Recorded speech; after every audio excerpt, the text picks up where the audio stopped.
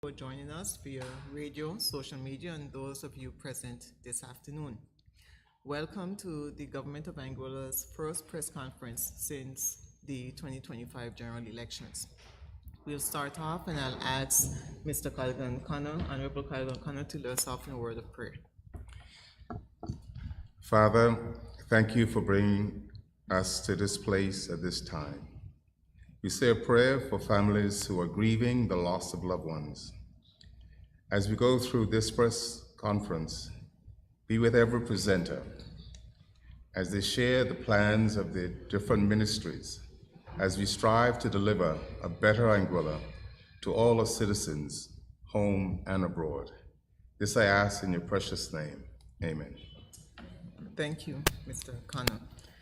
And so let me first apologize for the absence of the Honorable Mr. Evan McNeil Rogers, who is away attending to a private matter, and Honorable Kyle Hodge, who is away on government business.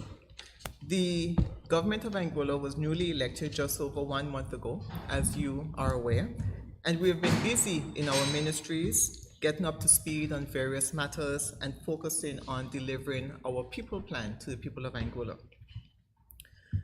On Monday through Wednesday, from Monday through Wednesday of last week, we would have been engaged in a CPA conference. It was a training for all newly elected members of government, including the government side and opposition, and that was held at the Anguilla House of Assembly from 9 a.m. to 4 p.m. We want to officially place on record our thanks to the CPA organization, as well as those persons who would have been in attendance. I also want to extend our deepest and heartfelt condolences to those persons who would have lost loved ones in recent times. Last week, we have had Ms. Patricia Charles from Deep Waters. Yesterday, we have learned of the passing of Mr. Lawrence Ruan of Pond Ground, and to the other persons who have lost loved ones, we extend our deepest condolences. This morning, we were informed to the passing of a young gentleman, Mr. Arnold Hunt, who was tragically taken. His life was tragically taken, and we're in the process of getting further details, but we want to extend our deepest condolences to family, friends, and loved ones of Mr. Hunt. And let me put on record that this government is extremely concerned with respect to the gun violence that exists in our community, and it is our intent to deal with the matter by ways of looking at the certain circumstances that give rise to gun violence, looking at the issues that exist in our community, and finding ways to be able to address this scourge. It is not only in Anguilla, it is happening in other Caribbean islands, it's happening in the United States, other parts of the world, but we live here, we live in Anguilla, and we are concerned about what happens in Anguilla. And I want to encourage each of us to continue to be each other's keeper.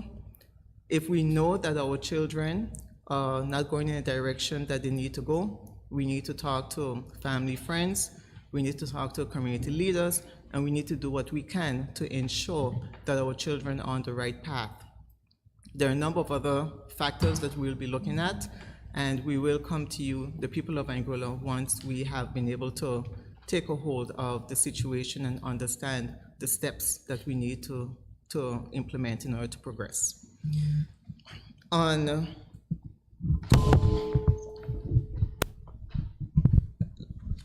I would have attended the Organization of Eastern Caribbean States conference some week, I think it was week before last, and that was the admission or the signing on of Dutch St. Martin as a member, an associate member of the Organization of Eastern Caribbean States. I had the opportunity to speak then at that conference and to explain to the people of the region, not just in St. Martin, but further afield, of the need for us to look towards trading between ourselves, to increase intra-regional trading, and to do what we can to be able to weather the storm when we have other countries from which we import, which may make decisions that would impact us here in Anguilla. And we'll continue those efforts through my ministry and as a member of the OECS, associate member, and as as a member of the Eastern Caribbean Currency Union. I want to explain or certainly advise all of the government departments, statutory bodies, and affiliated organizations that the members of government have been making their rounds. If it is that you have not seen us, it is not because we don't intend to, but we will be with you. Because of the hectic schedule we've had the last few weeks, and as I explained last week, we have had the CPA meetings, and in the evenings we have had meetings with our departments in order to move forward on certain matters which were outstanding. And so those meetings will have taken us into the evening throughout last week. And so I want you to understand, I want you to know that we are going to be with you. We are making our rounds, and you will see us and you will hear from us. We want to meet each and every one of you in our departments and to understand what the circumstances are that you are facing on a daily basis. And so be patient and understanding as we go through this period of time. You also would have heard of the Privy Council decision, and last week I would have attended the radio program and would have given some information in terms of the Privy Council decision that came down in relation to the offshore banks of the former NBA and CCB. And I want to reassure the public that our NCB, or National Commercial Bank of Anguilla, is not a party to those proceedings. Our bank is strong. It has remained strong. It was once in a bridge bank status. It is now a very strong bank, and we continue to support it, and we encourage you to continue to do so. And I say that so that we can urge calm across the country if there are persons who may be concerned that your deposits, your investments are not at risk. In relation to the Privy Council decision in particular, that application that the Privy Council would have heard is the first step in an application for judicial review. That application was an application for judicial review. And so judicial review is a process, a court process, where a person who may feel aggrieved by a decision made by a statutory body or by a government department or government-affiliated entity can apply to the court for review of that decision. In order to move forward with judicial review, there's an application that must first be heard. That application was heard at the High Court and then appealed to the Court of Appeal, and then was appealed to the Privy Council. And so at the Privy Council level, the court would have decided to grant the application for judicial review. And so the next step is for the judicial review application itself to go forward before the court. And so this is not, the decision was not an ultimate decision, and because it is a matter that is still before the court, we are very limited in terms of the information that we can give at this period of time because it is sub judice. In terms of my particular portfolio, over the last few days, we have been going through the capital projects which have been part of the 2025 budget. And the capital projects, as you know, would have contemplated a number of different initiatives that the previous APM administration would have put on the table for progression. The Anguilla United Front, this administration that's been elected, we are reviewing all of the capital projects. We are determining whether or not the priorities are our same priorities, and we will be coming back to the public once that decision has been made. We are still going through the capital projects, and so it would be difficult at this point in time to give you an answer one way or the other in terms of any particular projects. But I can tell you that certainly in relation to the airport project and the runway expansion, those will continue. And I say that because, in fact, the runway expansion and airport project, the terminal building, were all part of previous Anguilla United Front administrations and proposals in terms of the development of Anguilla. And so we are united in that regard. The importance of the capital projects ties into our GST relief plan. And many persons have been asking, where are we with that relief plan? And so there is a process in terms of implementing that plan. The first is to confirm that the government of Anguilla does have the ability to implement the plan and to be able to weather whatever losses, tax losses that may exist in relation to that. We are heartened to know that it is likely that we are able to implement the plan. Well, of course, it comes subject to the final determination in terms of capital projects and other expenditure which may impact the government of Anguilla's budget. But at the end of the day, we can confirm we are moving ahead. We are looking at timelines, and we're hoping that certainly in the next few months, we'll be able to report to the public the details of the GST relief plan and how we propose to implement it. There are a number of things, and a number of the other persons will speak to certain ongoing projects, but I just want to briefly touch on MOUs, memorandums of understanding, that is usually between a particular developer or investor and the government of Anguilla. And I want to say that there are some MOUs that we have determined seem to have been done in a way in which the land transaction was done, the land was transferred, and there's been no MOU between the government of Anguilla and that developer. In one particular case, there's an outstanding MOU for 2 years. In another case, over a few months. And the ideal, and what this administration intends to move forward with, is that a memorandum of understanding ought to be signed practically simultaneously with the alien land holding license being granted. And there are practical reasons for that. The granting of a license contemplates that the developer or the investor is in agreement with the proposal, with the MOUs and the understandings and agreements between itself and the government. If a license is granted initially and the MOU is granted after, it creates a situation where there may be an unfair advantage on one side or the other. And so we want to avoid that, and that has happened on at least 2 occasions, which we have been able to identify so far. And in terms of other matters, I propose to address them at the end of the presentations made by the other members. And so at this point, I'll ask the Honorable Colleague O'Connor to make his presentation. Thank you. Thank you, Premier. I will start with health. I'm responsible for the Ministry of Health, Sports and Tourism, so I'll start with health. Good news is that 2 ambulances from the UK have arrived, so again, was needed, and it's greatly appreciated. Beds for the hospital, there was a shortage of adequate beds, so again, happy to say that they're here. On Friday, the West End Clinic, known as, in fact, named the Agnes Agatha Richardson Clinic, was reopened, I should say.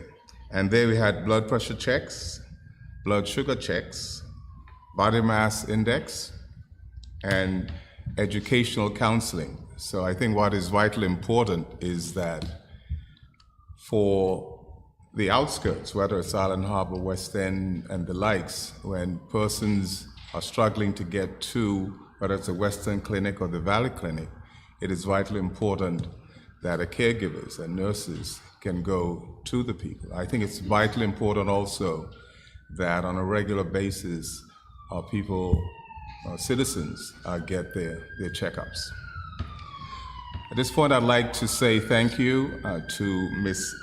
Leanne Salande, who is the Health Commissioner. Today is her last day, so we want to thank her for her efforts in making our health system a little bit better than it was. So we thank her very much indeed.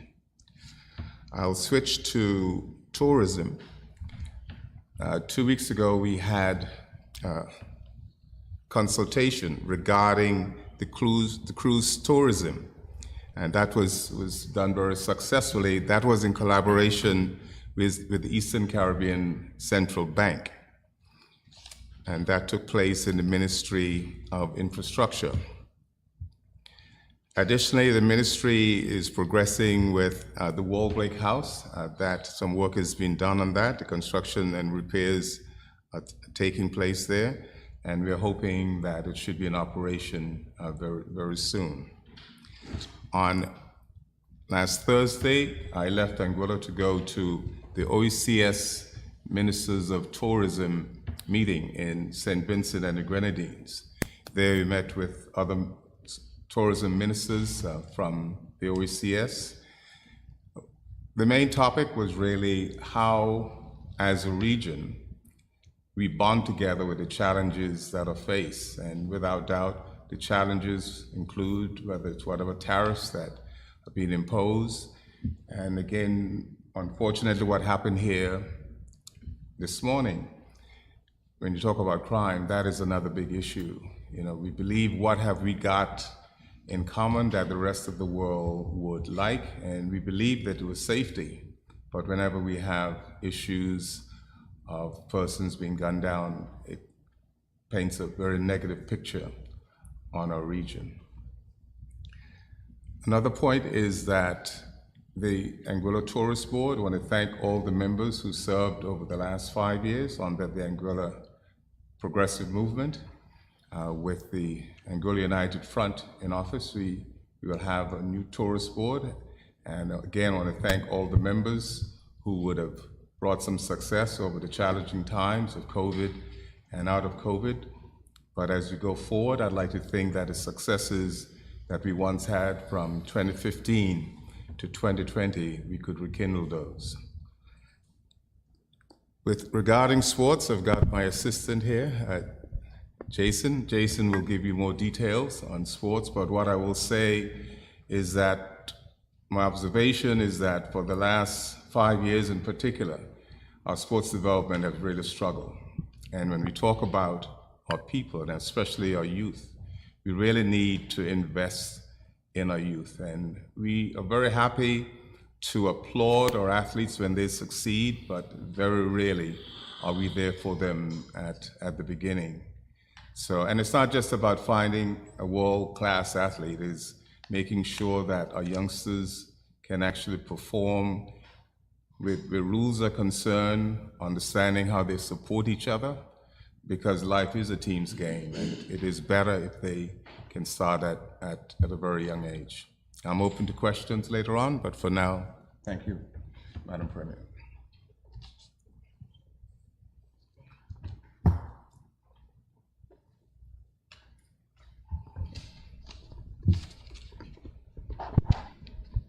Pleasant good afternoon to everyone watching via Facebook Live or on radio.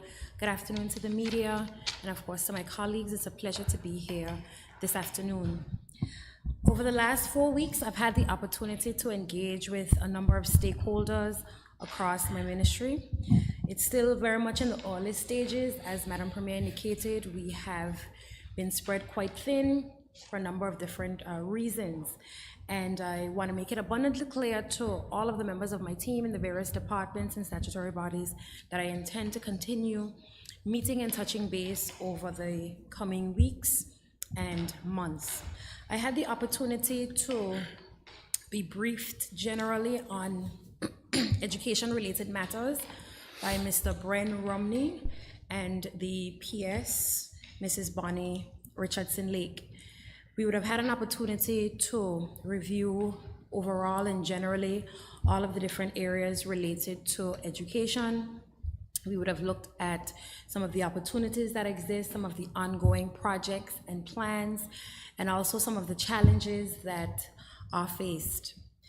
I wish to put things into perspective for persons as it relates to the education budget.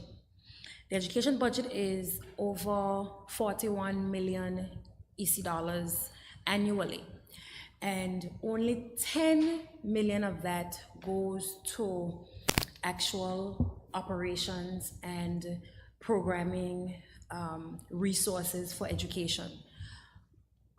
about 30-something million of those funds go directly to personal emoluments. So that's a significant chunk of the education budget. And in spite of the fact that we know that many in education, including many of the teachers, still have significant pay gaps, it just shows you how little we are actually investing in education outside of the personal emoluments. So that is definitely something that is a significant priority for us from the capital side of education, but also in terms of our people development, in terms of our resource development, also giving teachers adequate resources to be able to function and perform to their optimum level. So I want to reassure all teachers, but not just the teachers, because there are many officials across education, that I am taking note of all of these challenges that exist, and I will ensure that with my team, we ensure that we prioritize education. Specific to areas that are very important to me and specific priority areas to our team as well, one such is early childhood education. I'm not sure if the public is aware, but the early childhood education teachers are significantly paid, significantly lower than teachers at the primary and secondary level. So that certainly is a challenge. There are also less opportunities for training. And what that means is that those teachers tend to feel, and rightfully so, that they are at a disadvantage. But outside of teaching, also the resources that are available to early childhood education tend to be less. And for me personally, I personally believe that if we are serious about education, we need to invest as much as possible in our foundational levels, just as much as we invest in our primary and secondary and tertiary levels. So I think it's very, very important for us to have a very strategic and systematic approach that starts from as early as possible. So I want to reassure early educators that I am committed to making investments there as well. In addition to early childhood education, another area that we are keen on supporting and putting more resources in is special education and special needs. We know that there are significant challenges that parents have that range from resource shortages, personnel and professional challenges as well. We don't have a local occupational therapist. We don't have many key areas, and these are all areas that we are keen in terms of recruiting persons. So that's definitely something that is high up on our radar as well. I just wanted to give a general update as well on the TVET and technical block. Many persons would know that since last year, this went out to procurement. There has been a challenge in the procurement phase. However, I've been reassured by Michael that the procurement is going to continue this week coming forward, and then hopefully within the next couple of weeks we'll have an update on whether that procurement has been successful or not. Currently, again, it lies with procurement. The Anguilla United Front team is definitely keen on pushing forward that TVET and technical block. We are very, very keen on having it operational and running as soon as possible, and we've expressed the same. In addition to that, we would have also noted that last week we were able to pay some outstanding monies to a number of our Carnival 2024 participants. We would have paid the Junior Calypsonians, and we would have also paid the outstanding monies for the Parade of Troops as well. Those funds would have come directly from the ministry's budget. I think there was a rumor that was circulating in relation to the money being pulled from the education department. That is absolutely not true. No funds for anything have been pulled from any sort of departments across my ministry. There was a PAS position that was not filled, and we don't suspect that that will be filled until June. That position was pulled back last year. Again, nothing to do with us, and the funds are available in the budget, and we would have reprioritized them for such. In addition to that, I would have had the opportunity to celebrate Social Workers Day and Week a couple of weeks ago, and I would have had the opportunity to attend church with the group as well, and they would have had an opportunity to go to St. Martin to do a staff development session, which from all accounts was quite successful as well. In addition to that, as I indicated before, we will be meeting with a number of different departments and statutory bodies over the coming weeks under my area. Thus far, I've met with library services. So far, they would have expressed some key challenges. One certainly is the infrastructure. The building that they're now housed in has some significant challenges. It has been there from the 90s, and as such, there's quite a bit of capital-related work that needs to be undertaken in that building. They've also expressed some concerns with general procurement process, procuring services as well, and we will work to assist them wherever we can to push forward those resources. In addition to that, I just want to essentially remind persons that we have Sports Day coming up this week on Wednesday, and I would just like to encourage persons to come out, support whoever your particular house is. It's a great opportunity to support the students, so please have that on your radar. Come out and support as much as you can. In addition to that, I would have also gotten a number of questions in relation to the Lansing Bowl Cultural Center. A number of persons have reached out to me asking when they would be able to go back into the facility to rent for the upcoming carnival and even before that. So generally, I would like to say the Lansing Bowl Cultural Center, there's significant work that is needed to complete the project overall. When this project was initially conceptualized, the thought process was that DOT would contribute $4 million towards the project. That was the original estimate that was given for the project. A few months into the project, it was realized that those funds would not be sufficient, and so DOT would have extended an additional $1 million, up to $5 million for the completion of that project. That, unfortunately, still wasn't enough to complete the project. And subsequently, through the MOU agreements, in July, DOT would have completed their MOU, and included in the MOU was that anything spent over $5 million would be written off in GST credits, essentially. So this was essentially DOT fronting the money for us, and then a mechanism was being utilized to be able to get those funds back later down. To date, DOT has spent, based on their submitted figures, over $6.3 million in the Lansing Bowl Cultural Center. To date, the project is still incomplete, and this DOT certainly would like to finish off the project and complete the project, and we certainly would like the project to be complete as well. However, there are a number of reviews that the team is undertaking, because throughout the process of the building of the Lansing Bowl Cultural Center, there was significant gaps in the project management of the Lansing Bowl. So Lansing Bowl's project management was envisioned to be managed by the MICU team. And there would have been points and periods in time and gaps in between of MICU's project management due to some disagreements, MICU pulling back members of its team, so significant gaps in the project management process. And what that has led to essentially is that it is very difficult from the government of Anguilla's perspective to determine how certain funds were spent, value for money, and a number of other questions, because project management was not ongoing. So again, there's a significant gap there. So we are at a stage right now where we have to assess how much additional funds are needed to complete the project, and what mechanisms are we going to utilize to have those funds to be able to complete the project. And obviously Carnival is around the corner, so we have to work very quickly to be able to get that process through.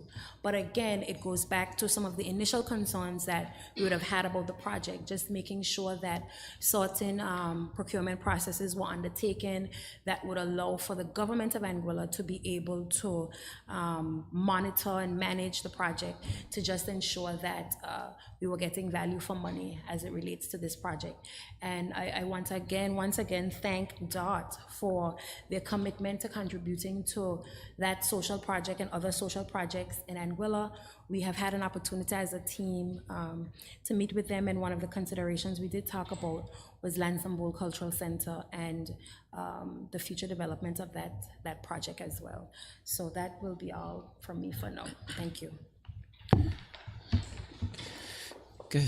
Good afternoon to the general public that logged in to listen to our press conference. Good afternoon to the media, and thank you for coming. On my behalf, I've been able to meet with a couple of clubs, sports clubs, to listen to their challenges, and this is still ongoing. And one of their major challenges so far that has been mentioned to me is funding. But besides that, athletes from different clubs have had the opportunity to travel abroad to participate in tournaments. You've had a couple of them that traveled to Nevis. They had another group that traveled to Statia. That was for basketball.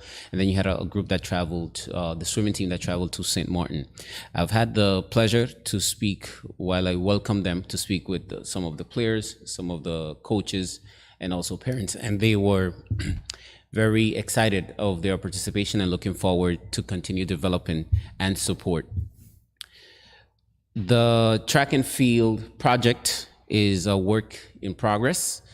I was informed that World Athletics has shortlisted Anguilla for this project, and they have sent an email with required information, which was also sent back to them. And we are waiting for them to respond back to that in terms of the position that they will take in base of the funding, what they will be covering, and then what will be government's role in this project, what will be our expenditure. So we are waiting on that. In regards to the location that was proposed to them as the best location was Valuatum, and we are working in relation to that. We have been investigating other locations to see if they were more suitable. But there could come negative consequences if we decide to change the location.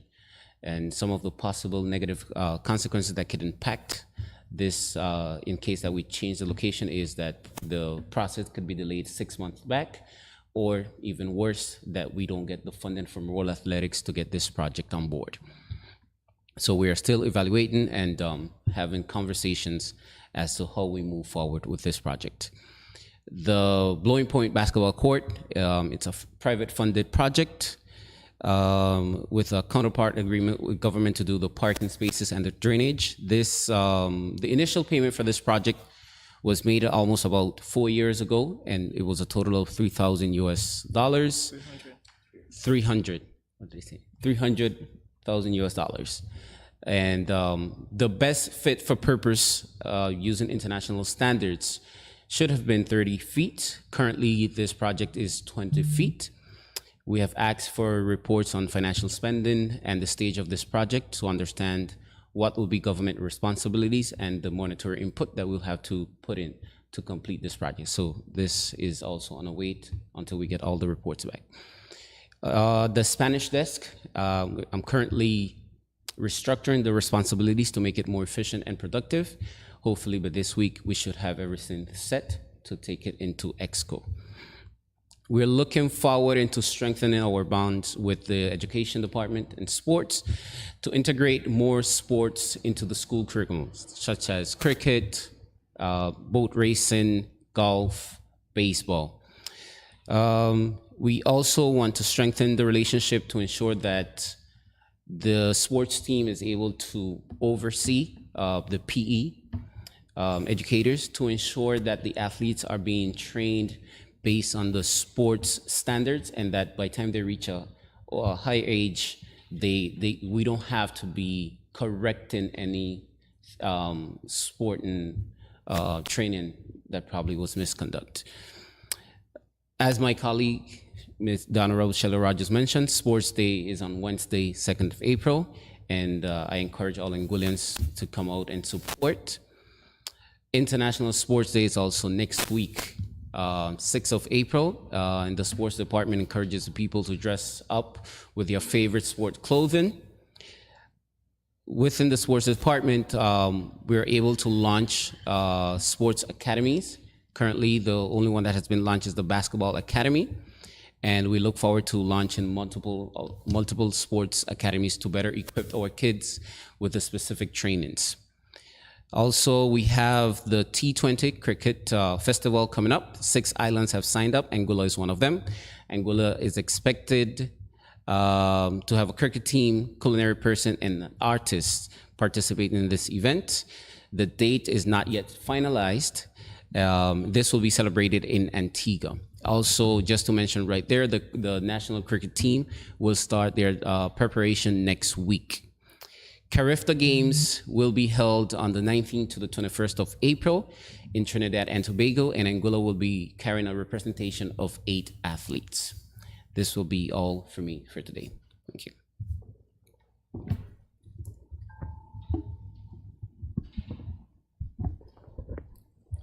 Good afternoon, all.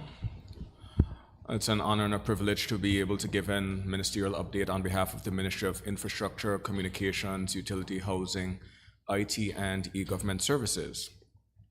We know that the ministry is a large and a diverse one with a lot going on, so the ministerial update today will be split between myself and the Honorable Cordell Richardson. Today, I'll touch a bit on what's going on with respect to the Anguilla Fire and Rescue Service, the Clayton J. Lloyd International Airport, the asphalt plant that was meant to be near the airport terminal, land acquisition and the development of the airport runway, road development, as well as ongoing meetings with boards. So let's begin with the Anguilla Fire and Rescue Service. There's a lot of good news and plenty of congratulations to be extended to the Chief Fire Officer, Mr. Sean Del Hodge, as well as the entire team at the Anguilla Fire and Rescue Services. Recently, the Anguilla Fire and Rescue Services has achieved a groundbreaking milestone by successfully completing an international audit by the Joint Oil Fire Forum, JOF, and having their training programs, the ones that they offer, accredited. This can be considered a major achievement for a number of reasons. Firstly, this is the first accredited aviation rescue training facility in the Caribbean. The training site features newly developed training props, including a pressure-fed aircraft mock-up and a confined space crawling unit. The JOF certified training programs are now offered locally, attracting regional fire and rescue professionals to come to Anguilla and to get certified. So as a practical example of this, at the moment, there are currently 45 firefighters from the BVI Airport Authority that are currently undergoing training here in Anguilla as we speak. There are also ongoing discussions with St. Bart's, St. Martin, St. Kitts, Nevis, and Antigua and Barbuda for future training programs. Myself and the Honorable Cordell Richardson would have been able to attend one of the live burn sessions, training sessions this morning, and the feedback that we got from the firefighters from other jurisdictions to BVI was truly commendable. In fact, they were saying that they had a better experience at the training facility here than they did in the UK. To understand some of the potential benefits that this has for Anguilla is these 45 firefighters from the BVI were completing a 1-day training certification, and that represents $36,000 worth of revenue that Anguilla Fire and Rescue Services would have gotten from offering these programs. For further context, they offer 1-day programs, they have 2 1-week-long programs, and they also have a 4-week firefighter program that they intend to offer. The conversations with the nearby jurisdictions that have been ongoing so far represents about 200 to 300 interested firefighters that will be looking to come to Anguilla to be able to train. And that will have positive spin-offs for a tourism product, as they'll need to rent, they'll need to eat, and they'll need to get around and live in the community and contribute.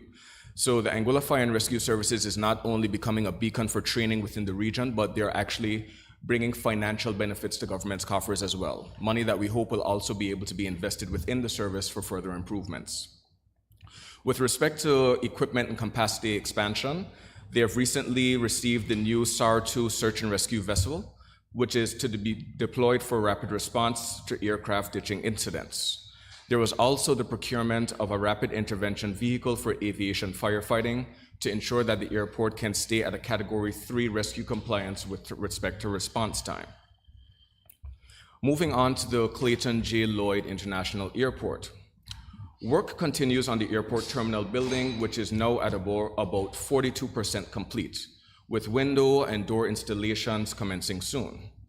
The extension of the apron is also nearing completion. Inspectors from ASSI, our regulators, are due to be in Anguilla for a visit in early April for an assessment of the site thus far. Immigration and security system upgrades are in progress, including the arrival kiosks, the baggage scanners, and body scanners. The project remains on track for a late October to early November handover, after which extensive operational readiness tests will be conducted to ensure a smooth transition from the old terminal to the new one. With respect to the asphalt plant at the airport, I'm sure that persons would have recalled in recent days a lot of ongoing discussion in the public domain with respect to the site that was proposed for the asphalt plant at the airport, which was near the side of the road near the terminal.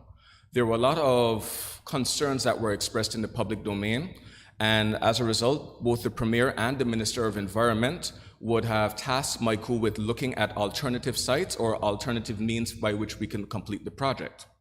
There were two main pathways that were recommended by MICU. The first, which would have considered us continuing with asphalt as originally produced in the plan, would have seen the asphalt plant relocated and the asphalt trucked to the airport site. Now, while this is not new and we've known this to be possible and have been done before, as we would recall when the previous airport expansion took place, the asphalt was actually trucked from Brimagin to the airport site. This would have come at additional cost to the project, as well as would have risked not only further congesting our roads during some of the busiest periods, but causing damage to the roads. The second alternative which was proposed, which was the alternative that was supported by MICU, by the project managers, and by this administration, is to switch from doing that portion of the project in asphalt to concrete. Now, there's a number of benefits we get by making this switch. First of all, the switch from asphalt to concrete does not in any way impact the bottom line of the project and will not incur any further additional costs. During the initial plan, which was to do asphalt, the intention was to bring in foreign labor to be able to conduct this phase of the airport project, and the switch to continuing concrete means that we're able to utilize local labor for an additional 3 to 4 months on the airport site. There's also the added benefit that the section that was due to be constructed in asphalt would have had a lifespan of approximately 20 years. By switching to concrete for this portion of the project, we're guaranteeing its maintenance and its ability for the next 35 years. So there's a much longer lifespan for the project, of which maintenance will also be easier. The one negative, or I should say drawback, that would have been associated with the switch from asphalt to concrete is that asphalt would have been able to complete this section within 3 to 4 weeks, whereas concrete will take 3 to 4 months. However, this portion of the project and extending it by 3 to 4 months will not impact the critical path to delivery of the airport project. So the timeline for delivering the airport will not be affected by this switch. With respect to land acquisition at the airport, while to date the airport project has been delivered on time and on budget, there are some concerns that upcoming delays may be unavoidable due to outstanding acquisition of lands. In the meeting with the project director for Avia, as well as the project management teams from Acon and Kelly's Construction, it was made clear that land acquisitions need to happen as soon as possible, as all of the lands that need to be acquired have to be acquired before the tendering process for the runway can be completed. This was due to have taken place by May of 2025, which when we think is a mere 6 weeks away from today. While the request for expression of interest for persons interested in bidding for the runway extension was put out on December 2nd, as it stands today, over 100 acres of land which needs to be acquired for the development of the airport runway are still outstanding, and this requires negotiation with just about 40 different landowners and families, with a 6-week deadline. While the deadline is expected to be met in 6 weeks, the Department of Planning still needs to negotiate, seek legal advice, and actually go through the acquisition process while attempting to avoid causing any unnecessary delays. I should also note that the Planning Department has demonstrated evidence of requesting documentation since July 1st of 2022, which was only received in 2024, despite construction commencing in 2023. Before moving on to the roads development, while on the topic of land acquisition, since becoming minister, I have received a number of calls regarding the current easement coming out of the Blowing Point Ferry Terminal that is the first thing you see when you leave from the terminal. It is public knowledge that all of the land surrounding the port had already been acquired by the government back when Mr. Curtis Richardson sat in this seat as Minister of Infrastructure. I was informed that against the advice of both the Department of Lands and the Departments of Planning, who insisted that those lands should have been retained by government, Executive Council at the time made the decision to give the land back to the landowners, a decision that currently impedes our ability for further port development. If new negotiations with the landowners are unsuccessful, government may have to attempt to reacquire land that it already had, but simply at a higher cost. With respects to roads development, the first pour of 100 yards of concrete was made on the road leading from South Hill to the Jeremiah Gums Highway last Friday. Everything went well, and the team at MICO are happy with the work that was completed. At this stage, the road, which is quite a long road, is estimated to be about 10 to 20% complete for its full project. This road was originally planned to be completed by August of 2025, but again, due to failure to acquire the necessary lands prior to starting the project, this project will likely incur some unforeseen delays. Firstly, the initial design of the road did not include sidewalks, which were later factored in, requiring more land to be acquired than initially anticipated. This also has an adverse impact on the quantum budgeted for land acquisition in 2025, as more of that funding would be required in order to facilitate this addition. How much more funding? It's hard to say because negotiations at this time are still incomplete. I was informed that it was advised that the lands required for the development of the road between South Hill and Jeremiah Gums be acquired before starting works on the road. But despite this advice, this was not the approach taken by the previous administration. To the landowners who have already agreed to transfer their roadside land to the Crown, I thank you. To those who have yet to be contacted or are still in negotiations, I look forward to productive discussions between you and the ministry. While some persons are of the view that the ministry should simply move forward and acquire the lands that are still outstanding, it is this administration's view that it would be unjust for us without having a conversation with the landowners first, without knowing if they were indeed notified about government's intentions to move forward and acquire their land. So while it will take a bit more patience, today for me, tomorrow for you, and I'm sure none of us would want any of our lands just taken from our hands without at least the courtesy and decency of a conversation. The John John Road is about 95% complete, with only the sidewalks outstanding to complete the project. And finally, with respect to meetings with boards, we are still in the process of meeting with and discussing ongoing issues faced by the various boards which operate underneath of the ministry. So far, the parliamentary secretary and myself would have met with both the ASPA board as well as the Public Utilities Commission, as well as all of cabinet would have met with the current chairman and acting CEO and some of the board members of Anguilla. Going forward, this administration promises to support Anguilla and to work together for a smooth and timely delivery of renewable energy production in Anguilla. Reducing the cost of electricity to individuals and businesses while improving the resilience of our energy infrastructure is a top priority of the ministry and this administration. And I'll end my remarks there for today. Pleasant good afternoon to everyone, and thank you for joining us today. It is my pleasure to provide an update on some of the projects currently underway within the Ministry of Infrastructure and Natural Resources, specifically Agriculture Department. Today I'll be providing updates on maritime administration training, building development and maintenance, groundwater management project, and the government IT network upgrade, digital transformation DITES.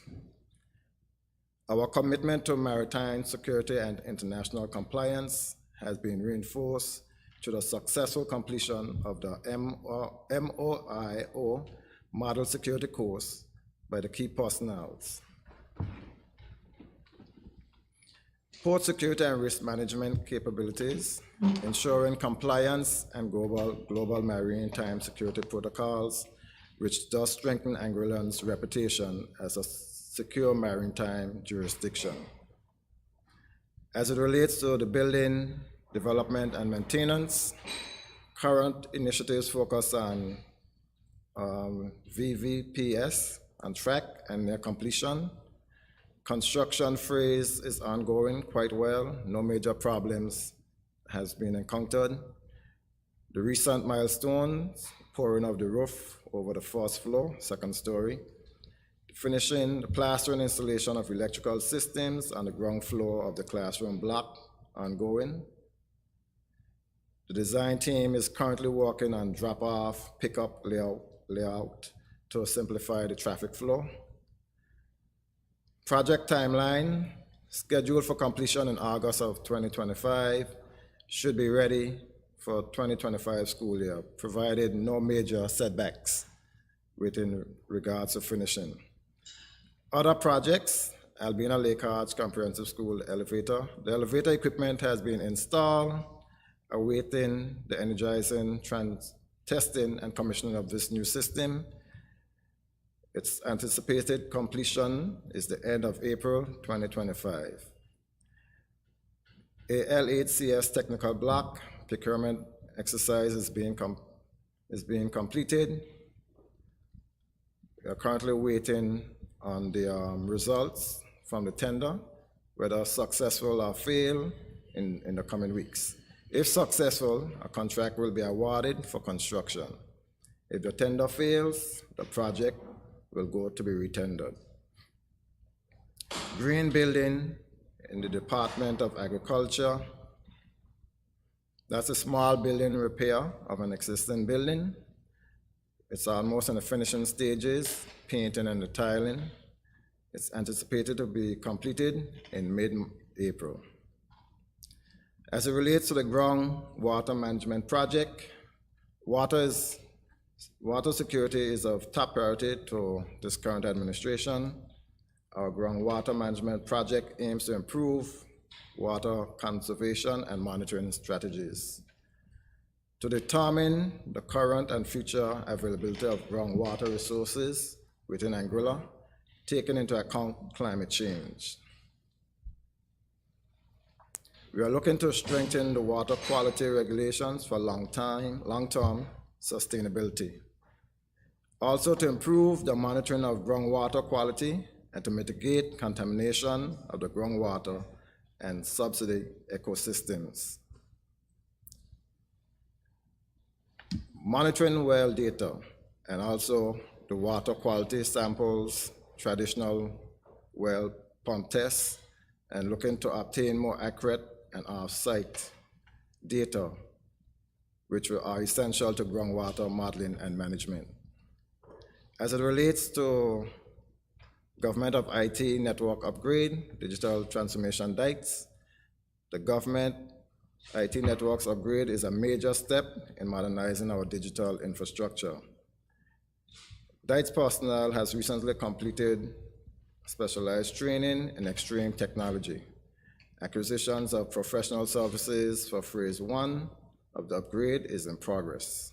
The key benefits of this upgrade is to improve the network performance and overall speed across government agencies, enhance cybersecurity protection for sensitive government data, increase reliability and reduce system downtime, and the foundation for the future of smart government initiatives.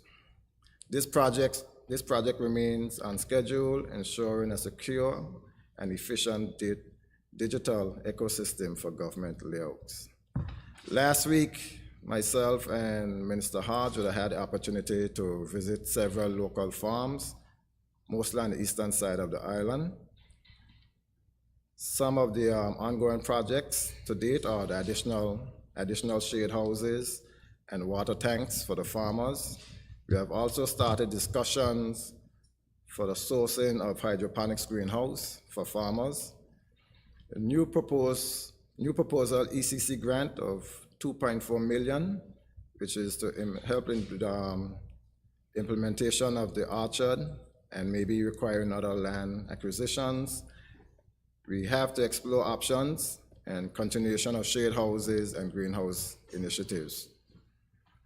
We're also looking at the advancement of the poultry and broiler, along with the ducks and egg production in this industry. Livestock improvement, we want to continue to be innovative and adapt to meet the growing demands for poultry products on the island. We're also looking at agro-processing pilot plan. We are actively pursuing agro-processing initiatives to enhance food security, promote sustainable agricultural practices, and that will help stimulate economic growth. The introduction of the Hello Farmers and Hello Fisher program. This collaboration is with Fisheries is essential for the rollout of the Hello Fishery and Hello Farmers program.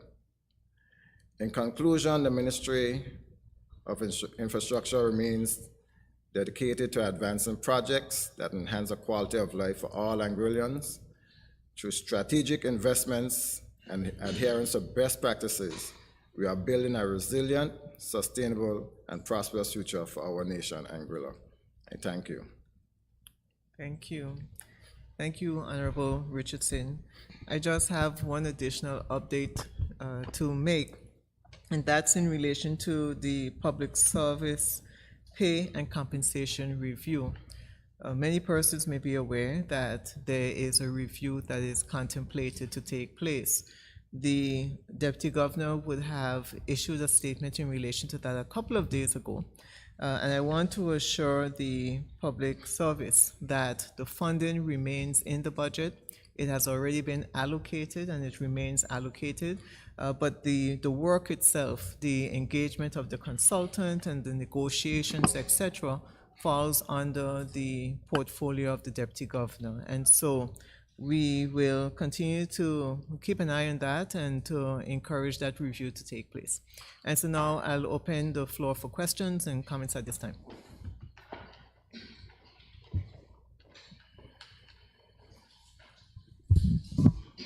Good afternoon, Good afternoon. everyone. Congrats on your victory again. Thank you. Yes.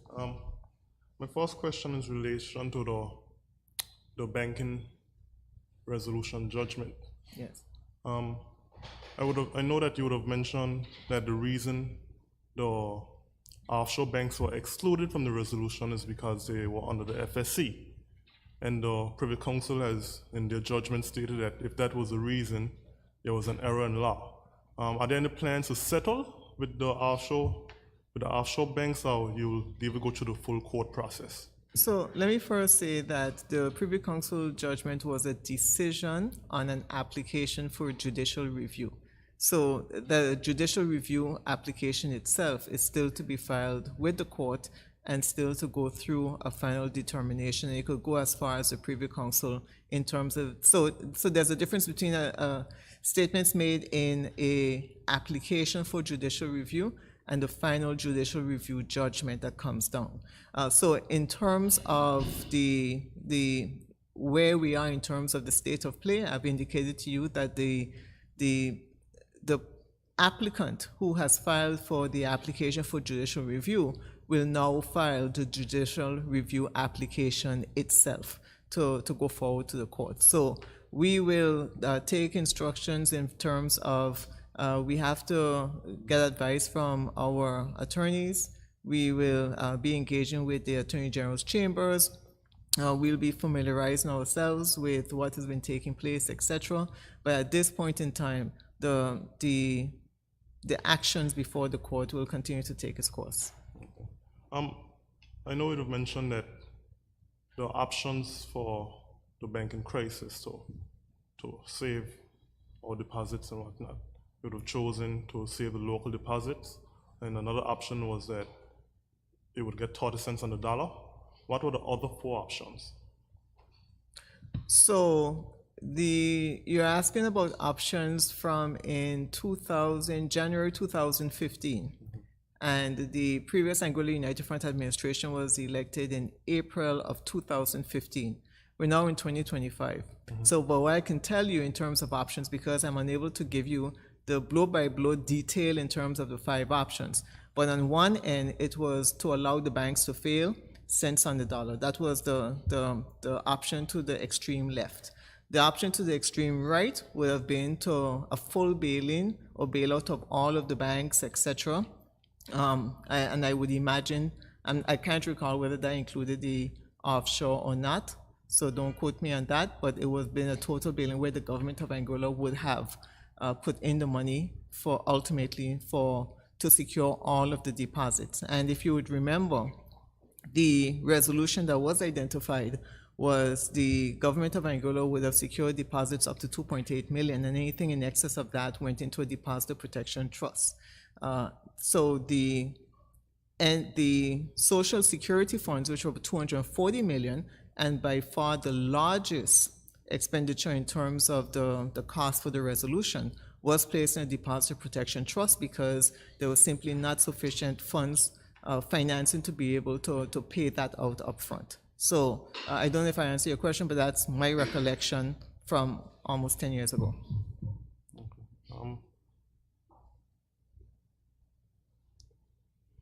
If it does end up that we have to pay, how much do you presume we will be paying to the offshore banks? I can't tell you that. I think that we're a bit a ways from our ultimate determination. Remember, the application itself, the substantive application has not been heard. So I don't presume to make a determination in terms of either the outcome of the court proceedings or the amount that could be awarded. I don't know.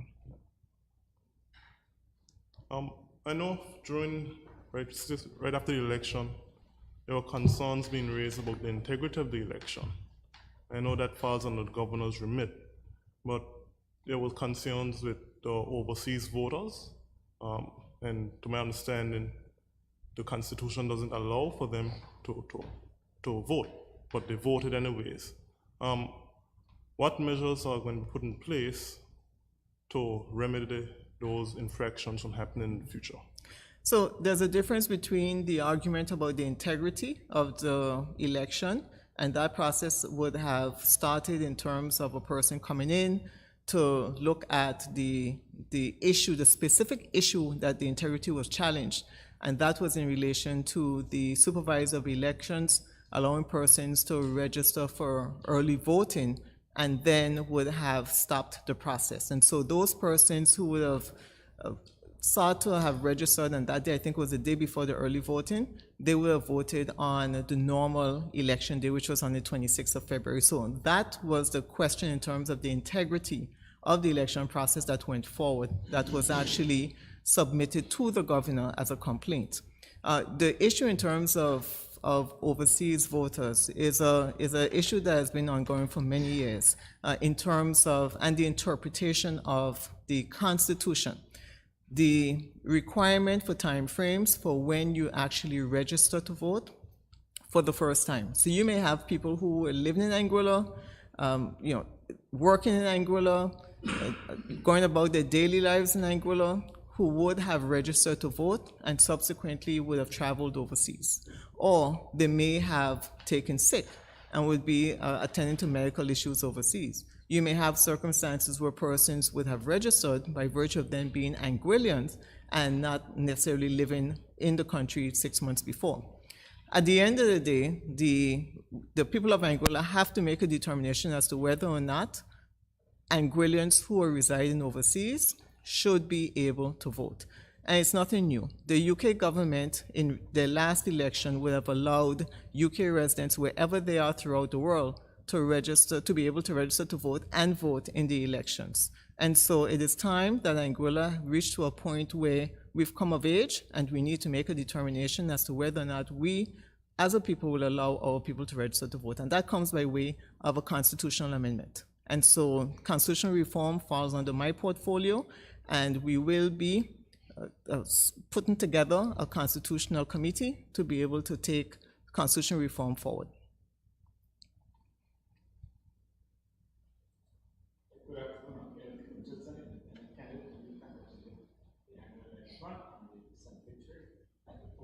Thank you. Backing up on what Mr. Yankee was just talking about, we're speaking specifically to the question about persons who live overseas, coming into Anguilla, and they have not been residing here 6 months before the date of their death. That in itself is a constitutional infringement as it stands. So what he is just trying to find out from you as the premier and by extension the rest of the parliament is why was this allowed to continue for all these months and never been addressed? Yes. No offense to you or the members of your cabinet, why was this allowed to continue for all these years and never been addressed? Yes, well, it's an excellent question, a question that should have been asked of the Anguilla Progressive Movement, the APM, who was in government for the previous 5 years. Because while they were in government, they had 5 years to be able to determine the direction in terms of constitutional reform, make the necessary changes so as to ensure that what happened on election day, as you claim, would not have happened. This is where I'm getting confused with the whole situation. The Constitution is clear, and the judgment in 19 by Judge Charles at the time is clear on who should be allowed to vote. And they say that they have to be within here. So whether the previous administration would change anything, the law is current and clear, but there were infractions, persons that were living overseas who were voting here. Right, so you have to understand two things. First of all, the decision of the court came down in 2019. People have been registered on the voters list before 2019. And you may say that some of them were not entitled to vote, etc. But what I can tell you is that after 2019 decision, there would have been a process put in place where you had to prove that you were living in Anguilla, that you had connections to Anguilla, that you have complied with the decision of the 2019 decision to be able to vote in the upcoming elections. And so no persons, and I don't know whether you would suggest that even after 2019, people who weren't residents in Anguilla were still entitled to register to vote. Is that what you're saying, or are you talking about people No, who I'm were saying that registered persons who before? who weren't living here were able to vote. No, understand my question. My question is, are you asking for pre-2019? Because the voters list has been in existence since 2010. Decision comes down in 2019, and in 2019, the court makes a ruling. Once that ruling has been received, the electoral office will have complied with the ruling. The question that I'm asking you, are you speaking about that, are you saying that people after 2019 who weren't resident in Anguilla were able to register, or are you talking about people who were on the voters list before 2019? I'm saying that unqualified persons remain on the voters list and voted in the election. So there is a process, and if any person, any person who is either a candidate, who is an interested party, and they identify a person in their constituency or any other constituency who's not able to vote, then it is their obligation to identify the person, make a challenge, file a challenge at the electoral office, and then a hearing is held. Whether or not that process was done, I think you probably might know better than me. And so there is a process for that. So if someone challenged, if you knew of any persons who came in or who were on the voters list, then there was a challenge, there was an opportunity to challenge those names. Madam Premier, if I may just add, I do believe that the only way to fix the issue that's currently being asked about is to have a re-enumeration of the voters list. But it was also came out in the recommendations put forth that an enumeration process had to go hand in hand with a redrawing of the boundaries to make sure that they were more even. And further, it did state that any changes to the voters list could not be enacted for this current election. So even if you wanted to redo the list based on the regulations that were there before, you could not have touched the list to have wiped it for this current election that just passed. So between now and 2030 is a different story. But as it stands on election day 2025, if your name was on the list and you showed up to vote, you did have the right to vote. I want to direct my question to the Honorable Premier. During 2019, 23 or 24, when the former premier made the request or the suggestion to the governor about revamping the list. If my memory serves me right, I'm standing to be corrected, you indicated that you said to the governor that it was too close to an election and that process in its present form, though the list would have been seemingly a bit flawed, it would have been preferably be done after the 2025 election.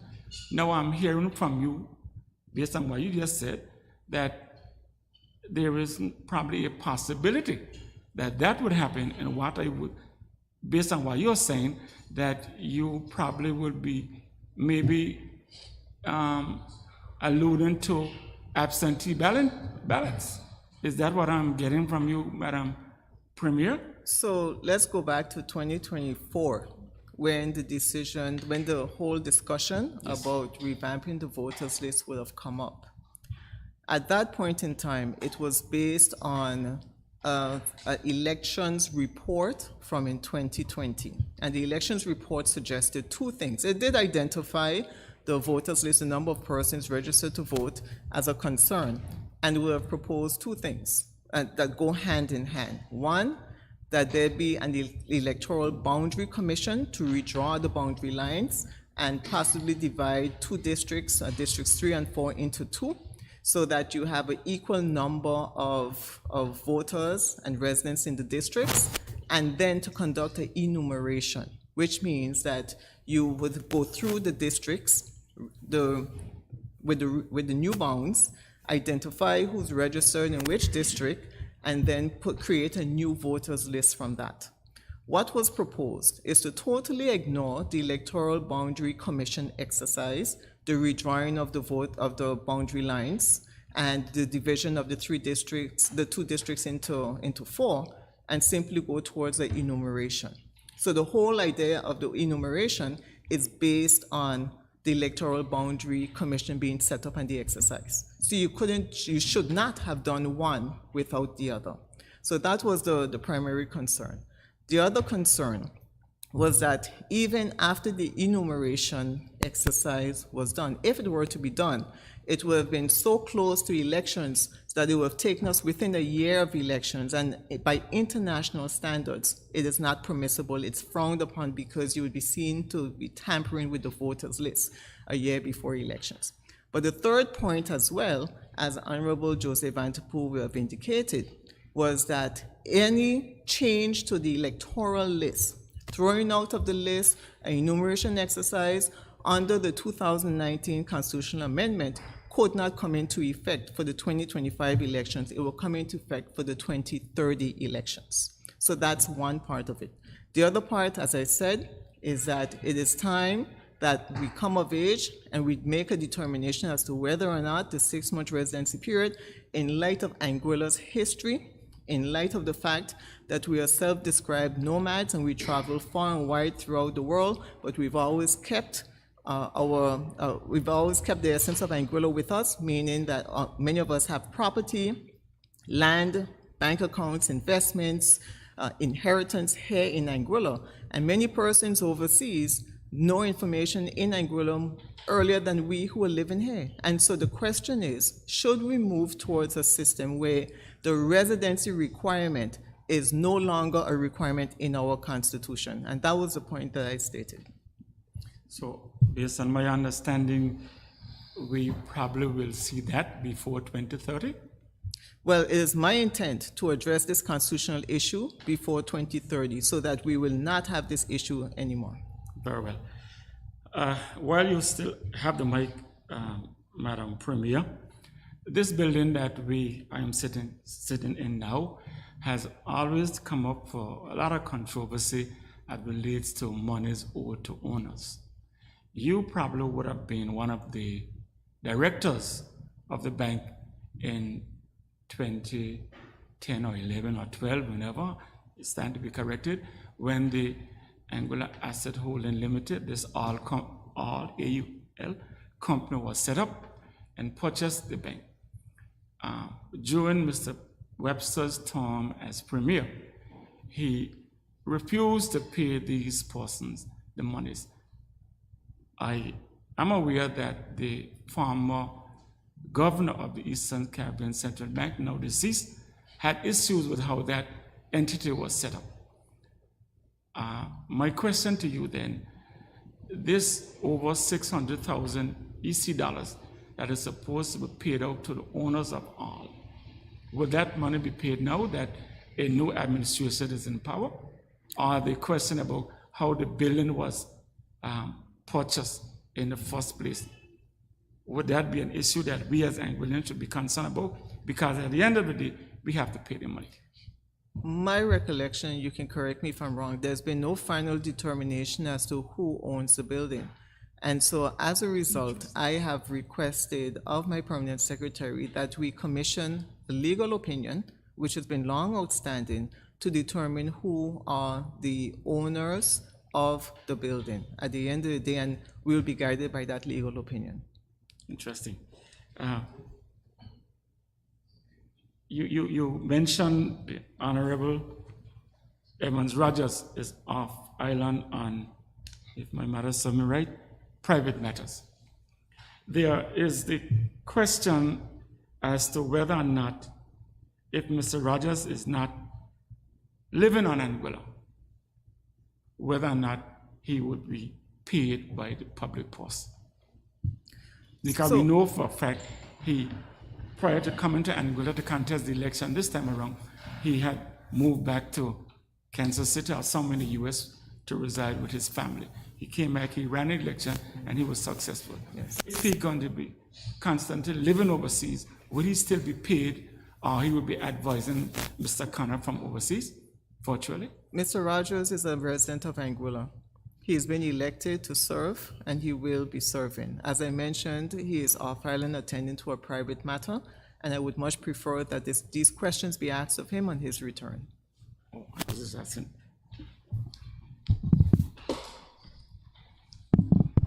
Yeah.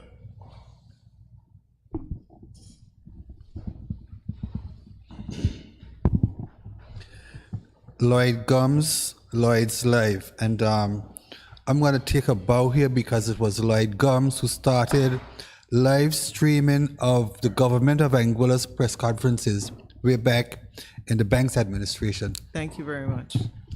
Madam Premier, you made mention that the NCBA bank is no longer a bridge bank anymore, if I heard you right. That's correct. Let me just go through my notes, sorry.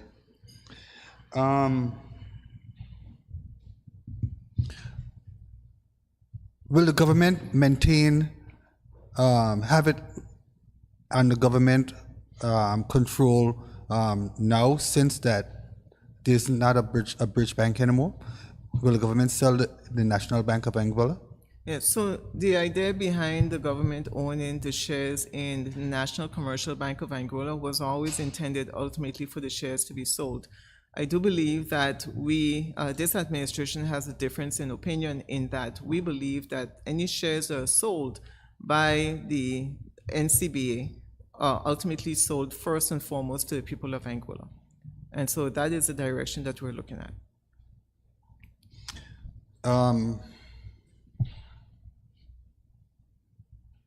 Hodge? Brian, Minister Brian, in reference to the basketball court in Blowing Point, what are the dimensions that you made mention of earlier? It's currently 20 feet, and we understand. Currently, it is 20 feet, and within the fit for purpose, the best dimension is supposed to be 30 feet. That's in elevation? Yes. Okay.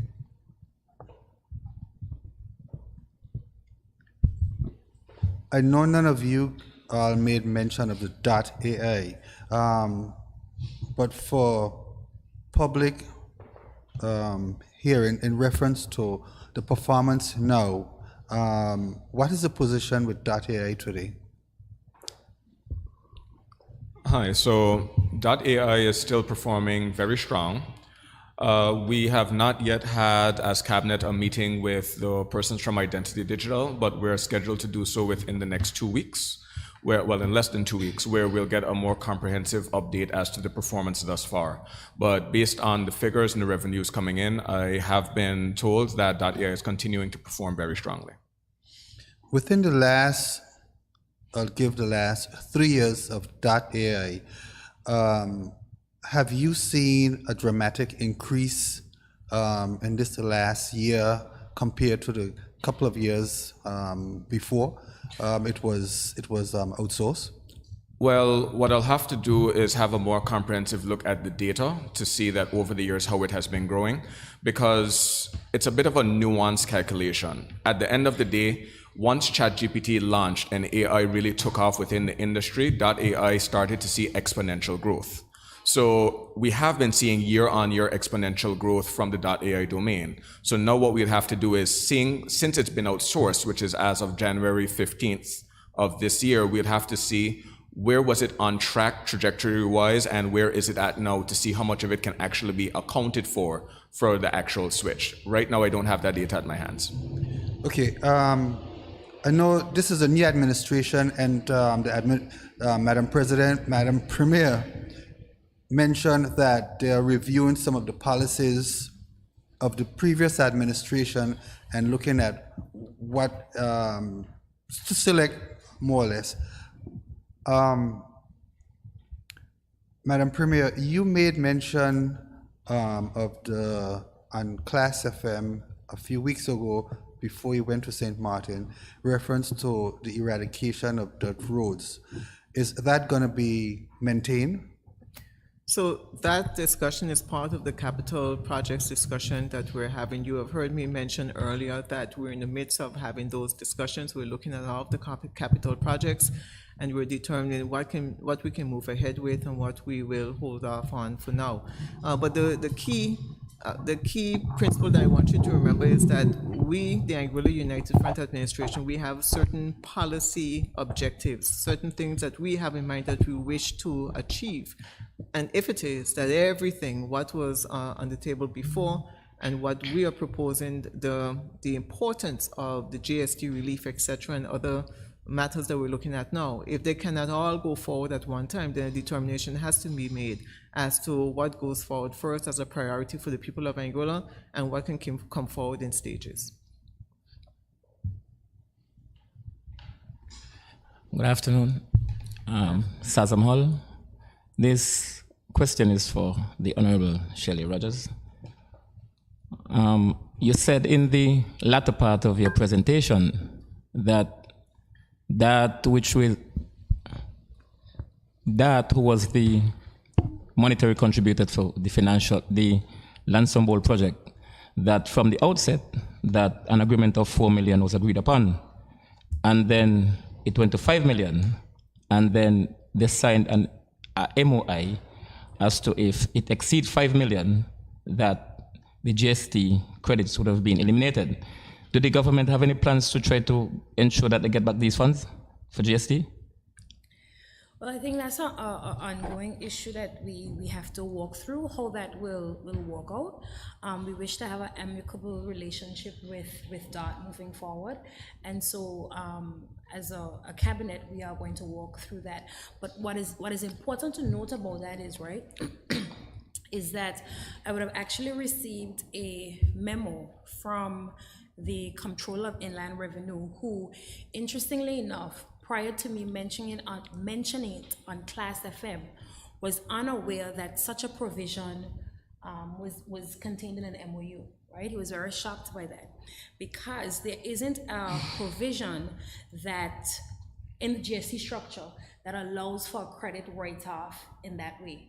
So we know for sure we cannot just write off GST credits in the way it is referenced in the MOU agreement. So some other form of mechanism has to be put in place to be able to remedy that, right? But that is a significant concern for a couple of reasons, and I will, just to give the general public some additional information. There were a number of key personnel that you would expect to usually be engaged in these sorts of things that were unaware of this. So for example, my current PS, who is the PS with responsibility for Lansingbourne Cultural Center, was unaware that the MOU agreement contained that provision. Again, this would have been an individual who would have been the PS through the entirety of it. There were a number of other PSs who were unaware. As I indicated, the director of the Control of Inland Revenue was also unaware.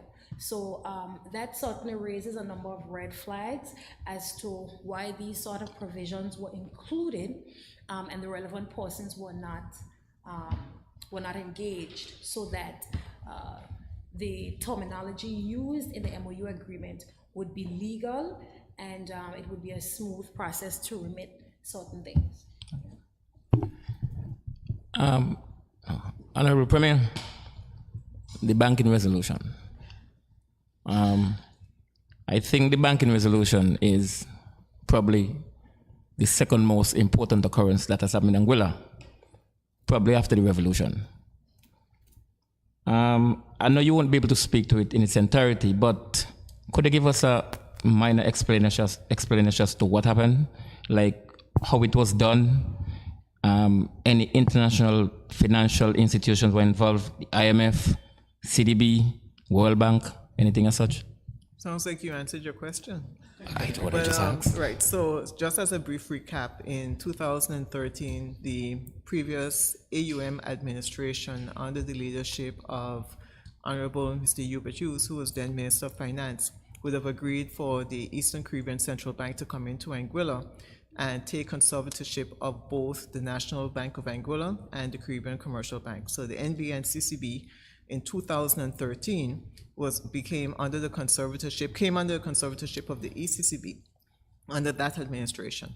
When the Anguilla United Front administration took office in 2015, we were met with the 5 options in a report by the accounting, PricewaterhouseCoopers.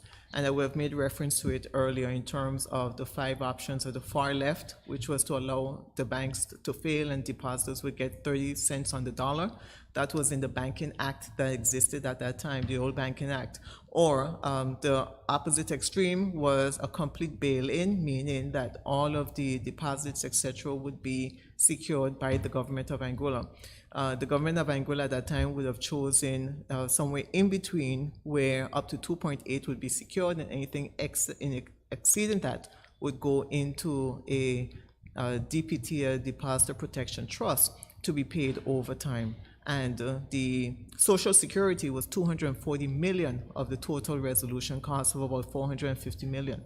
And so that would have been one of the ones that would have been put into a DPT to be paid for over time by the government of Anguilla.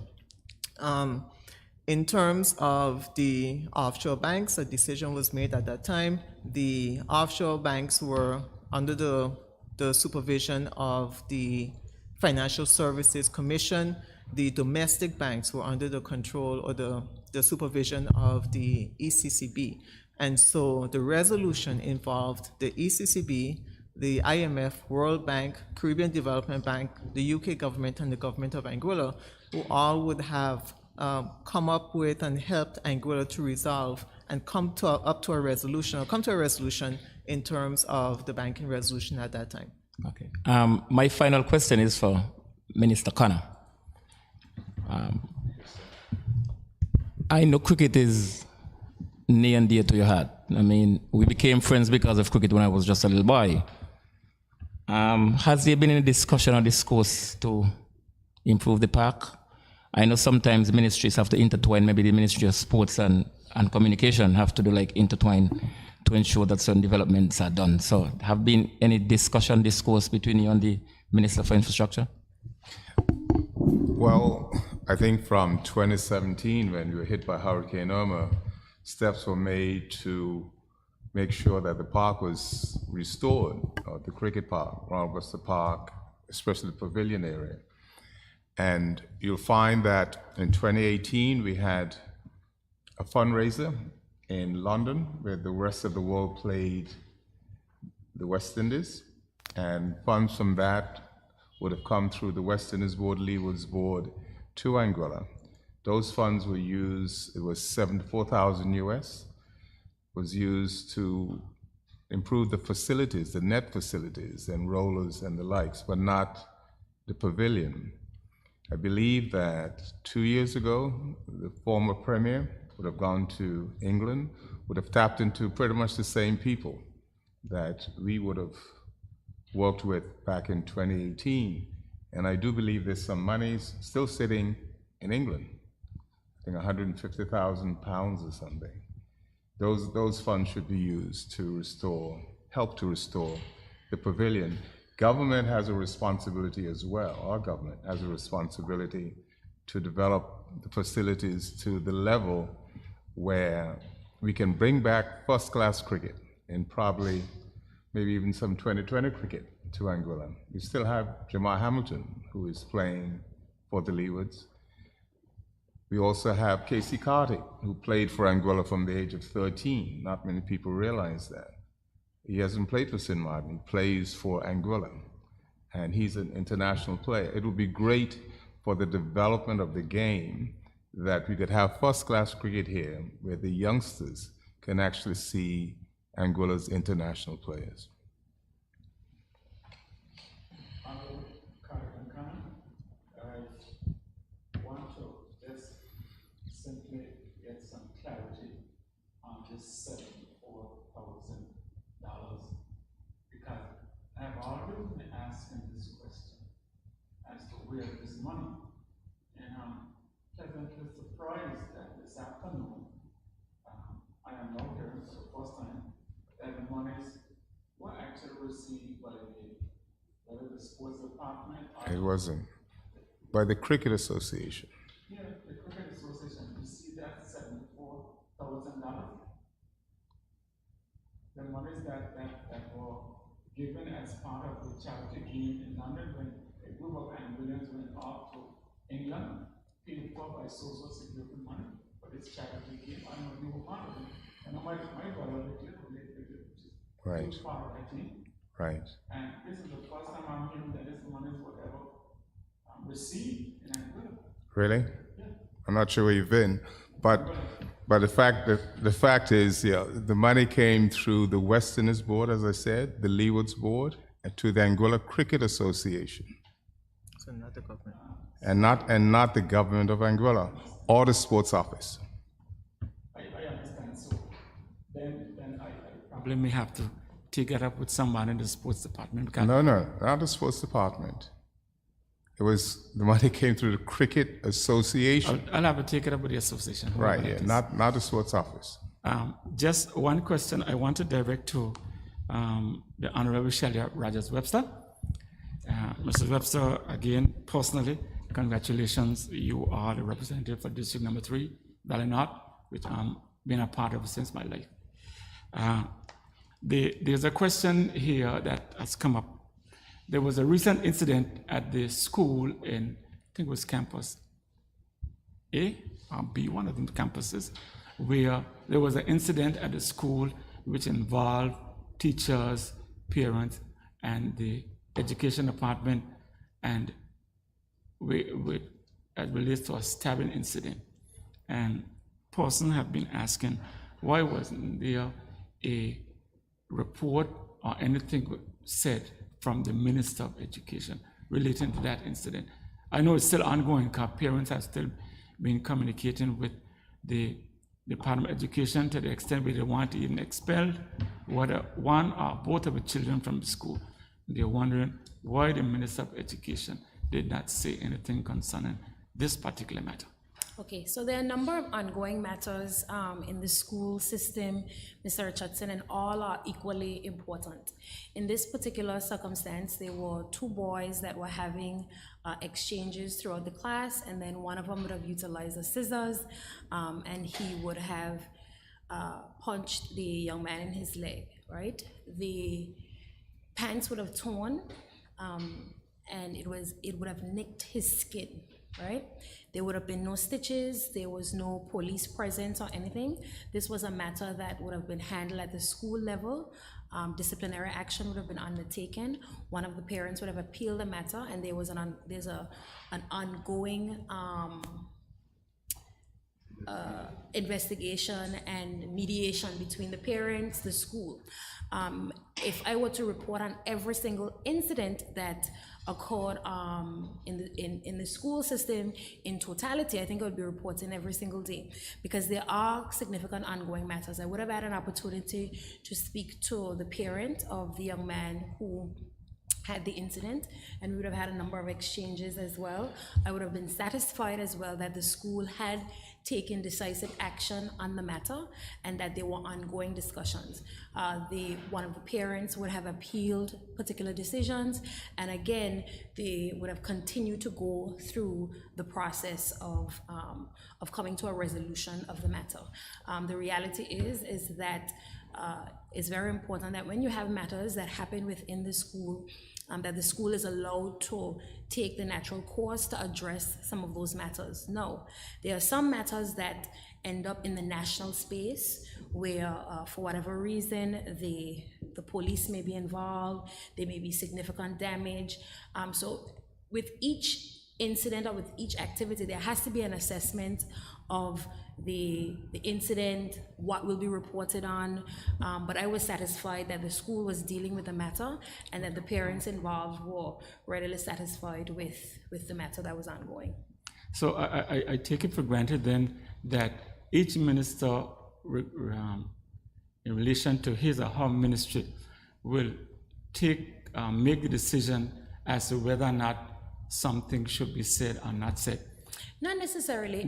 That's what I'm getting from what you said, because prior to you taking up the position as Minister of Education, I wouldn't say all the time, but a lot of times you have been alluding to incidents that appeared, that happened in the school system when you were in opposition.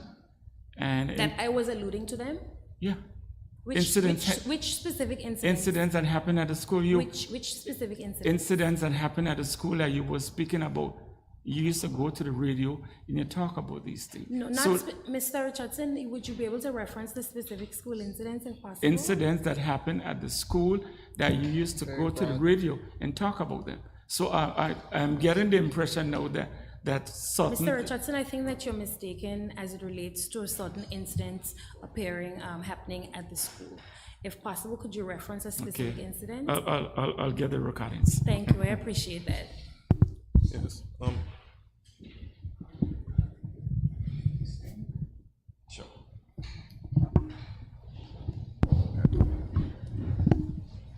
Good afternoon. Good afternoon. Carlton Pickering from Creative Communications Network, Television. First of all, I congratulate the AUF, this administration going forward, and I trust that all that you have promised will be fulfilled going forward. Thank you. And I would be here to assist in any way that you will need that to go forward. I would like to bring to the attention because I'm concerned about that.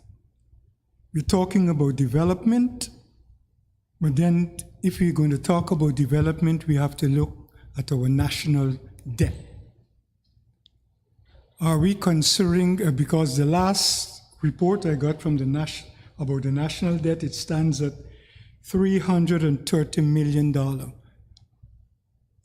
Madam Premier, are you looking at this seriously on how we can bring that down? Because unless we bring that down, we can't talk about development, because Cardi spoke about helping the youths. That money is going out somewhere else and not to the youth. So are you looking at that? Yes, so I can tell you that throughout Anguilla's history, Anguilla has never defaulted on its debt obligations. I can also tell you that the paying down of the debt is based on a schedule, and so the previous administration and this administration are committed to continuing to pay down the debt in accordance with the schedule that has been provided. Okay. What would be the position of the senior and junior shield that have been established? So we have made a commitment that the Senior Shield and Junior Shield will continue to exist. As far as we are aware, it is, well, first of all, it's beneficial to the people of Anguilla. It is certainly beneficial for those persons over the age of 70 and those children under the age of 5. And so this administration is committed to ensuring that Senior Shield and Junior Shield continue to exist. At this point in time, we have not received any updated financials in terms of both of those programs. But we do know, based on the 2025 budget, that Senior Shield was approximately between $6 and $7 million coming out of the budget. And so in our view, it is sustainable. Mr. Honorable Cardigan Connor, I know you're responsible for health, and there's various initiatives that have been taking place over the last four or 5 years about various institutions linking up with health. Are you aware of that, sir? Yes, I am. And are you in connection with these institutes or organizations? Well, what I will tell you is that we are very fortunate as a government to have the Honorable Evans McNeil Rogers as part of our team. In fact, even this morning, I would have spent an hour on the phone with him talking to an Anguillan-born doctor, surgeon, who is prepared to offer services to Anguilla.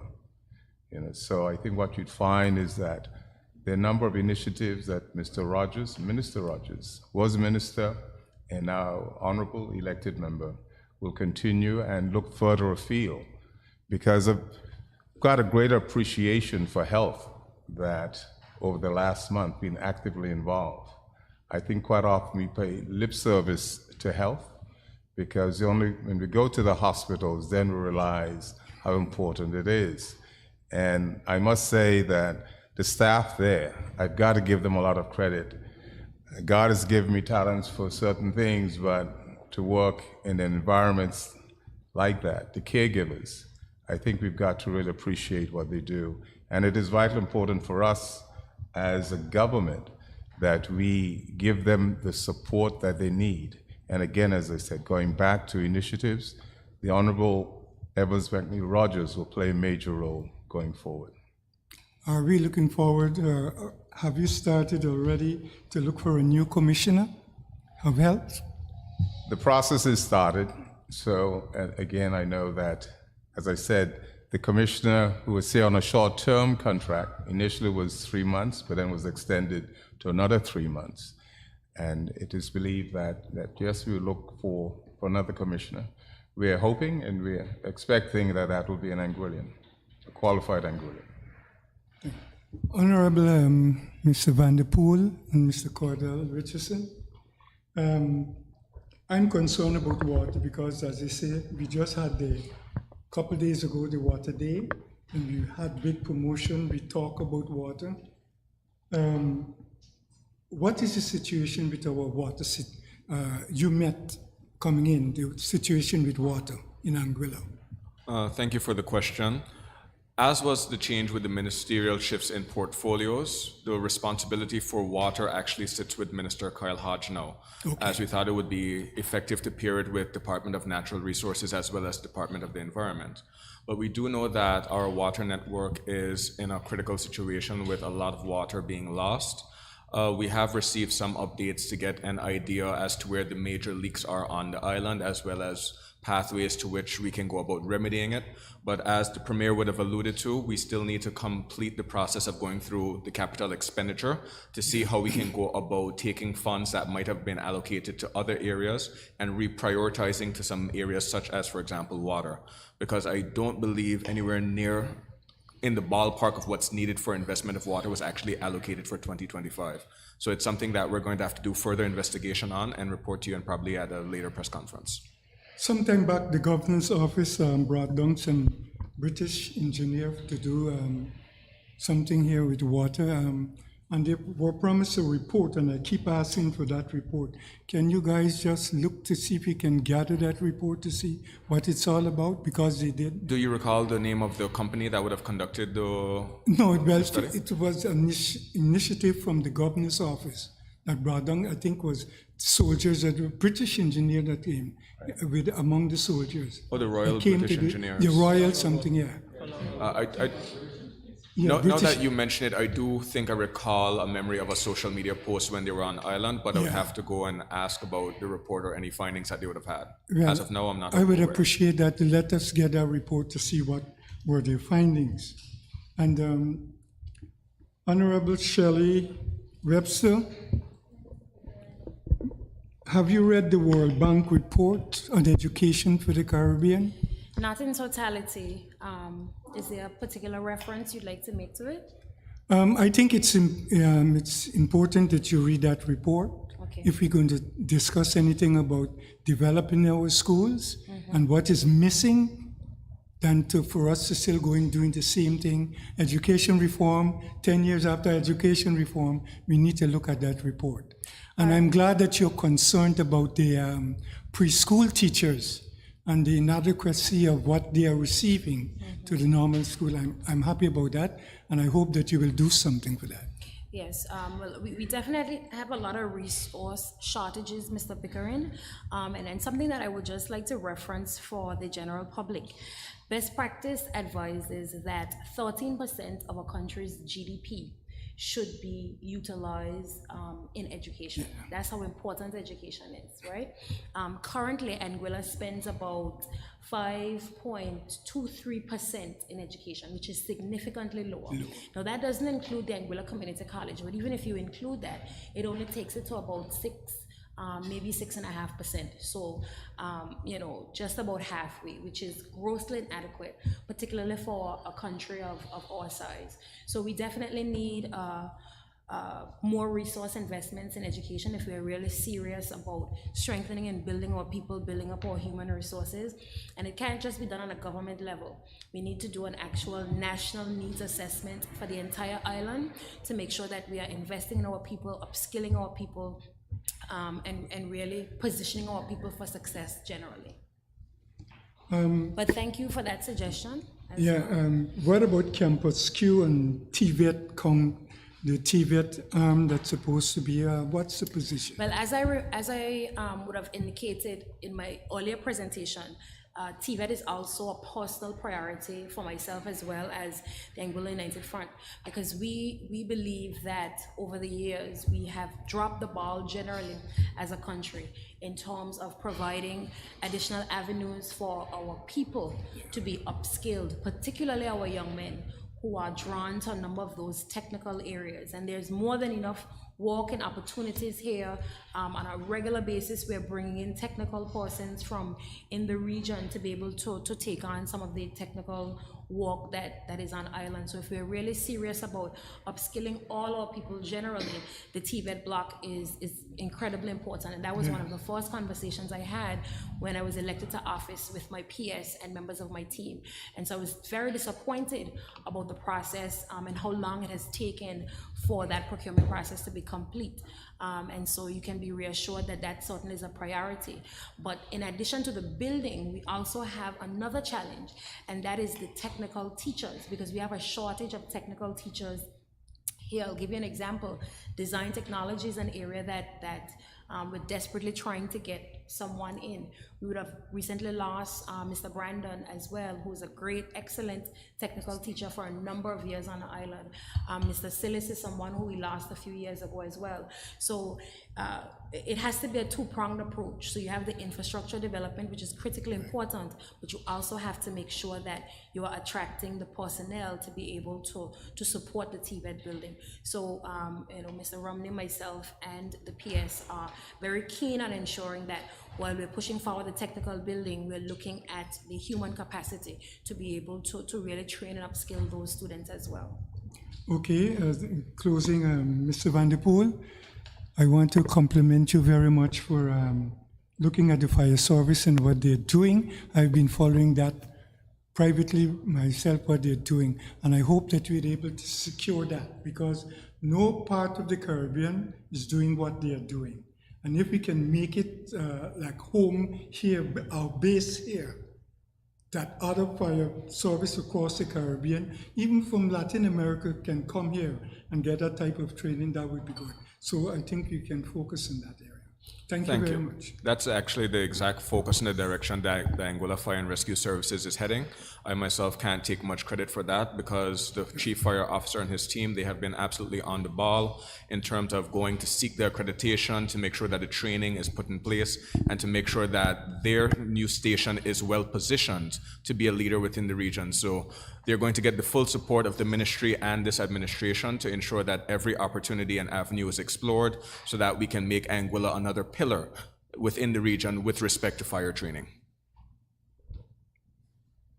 Yes. My question would be to the Premier and the Minister of Health. Are there any plans to move health services back under a statutory body like the Health Authority? We keep it as a Department of Health Services? I think at this point, an assessment needs to be conducted in terms of whether or not it has been functioning the way it needs to under the government structure, and so we're not in a position right now to make that determination. Okay. As it relates to the airport, I know that members of the Anguilla United Front would have been critical of funding it through taxpayer dollars That is correct. and would have preferred another route. Yes. Are there any plans to say get a loan or some other form of financing to complete the No, airport? we're exploring, we will be exploring that. We have not, again, 1 month in, we have not had the opportunity to really go into detail, but it's something that we will be exploring to see whether or not other avenues exist. Yes. I guess this would be part of your conversation about the capital projects, but the government administration building, as far as you're concerned, is that still on the go or will that be relooked at also? So as part of the discussions with the capital project, we'll be looking at.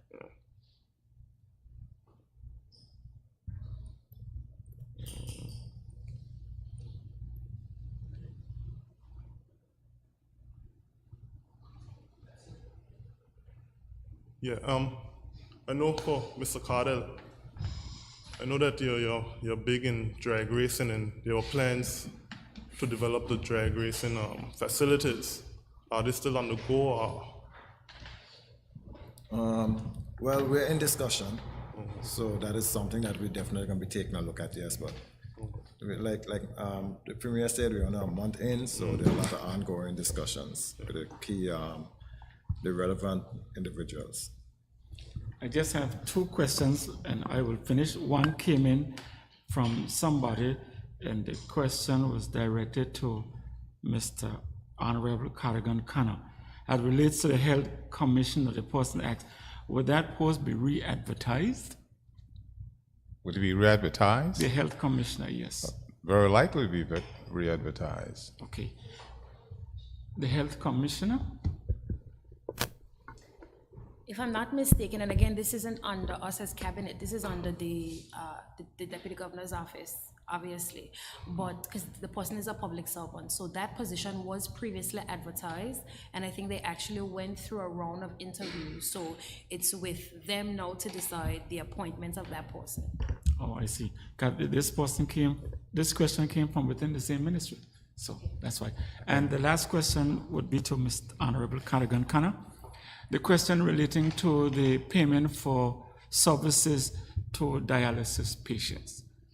I am aware that there are persons who claim that they receive bills from obtaining the services at Princess Alexandra Hospital. Get it right. What's the position now? Do people still have to pay or they don't have to pay? Well, the process is, there's a process that's taking place at the moment, and the idea is that it should have started already, where persons who are being charged for dialysis would not be paying for it. So I just want to make clear Yes. that there has been no decision under this administration to do that has anything to do with dialysis or payment thereof. So why were bills sent to these people? Well, we can't tell you because it's, something again, because governments are continuous, whatever it was that was taking place before would have resulted in that. But it's something, as Minister Khanna said, that we're looking at. Now that we are on this point, sorry to inject this here. I think during the House of Assembly discussions, Honorable Premier, you have alluded to on more than one occasion as to why the senior shield at that time should not have been legislated. I Should think not have been? should have been, shouldn't have been, Yes, shouldn't have that's been correct. legislated, sorry. And you are now saying it will continue. Would it be continuing in a non-legislated fashion, or you will have it legislated? Well, first of all, one of the things that we have to do is look at the finances of it, get our arms around the entire program, and understand why it was not legislated in the first place.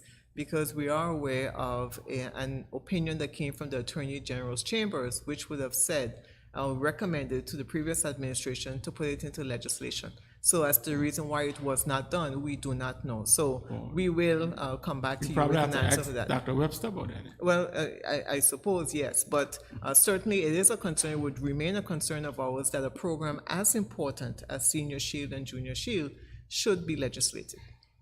I see. Thank you, Honorable Premier.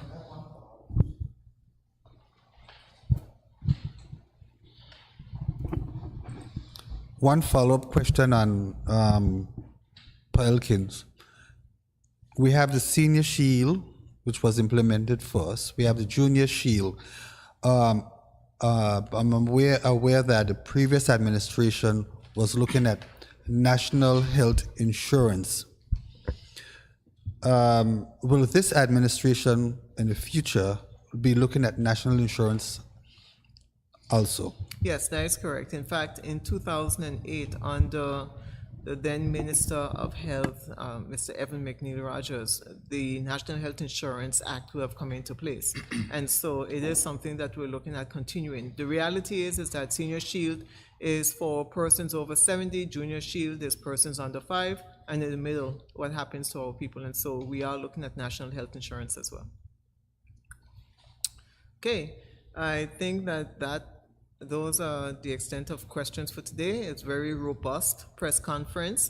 Thank you very much, gentlemen, for coming and for your questions. And we thank the general public for tuning in and listening. And have a good day to everyone.